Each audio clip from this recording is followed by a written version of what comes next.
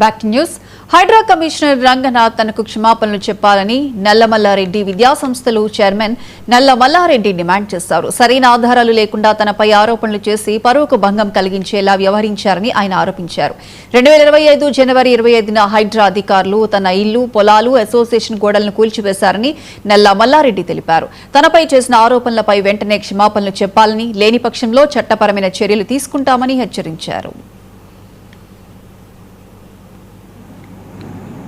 Social మీడియాలో హైడ్రా రంగనాథ్ అనేవాడు దుష్ప్రచారం చేస్తున్నాడు. దాంట్లో నేను భూ ఆక్రమదారునని, నేనేదో సింగరేణి వాళ్ళ ప్లాట్లు కబ్జా పెట్టుకుంటే విడిపించానని ఇట్లాంటి ప్రచారం చేస్తున్నారు.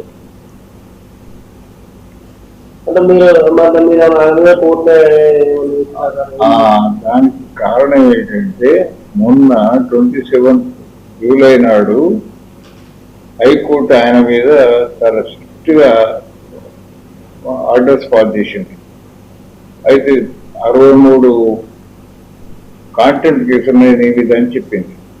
అయితే ఆ కాంటెంప్ట్ కేసుల్లో నేను వేసినవి, నాకు సంబంధించిన వాళ్ళే వేసిన అందరి మా గ్రూపు 8 ఉన్నాయి. తర్వాత 20 రిజిస్ట్రేషన్లు ఉన్నాయి.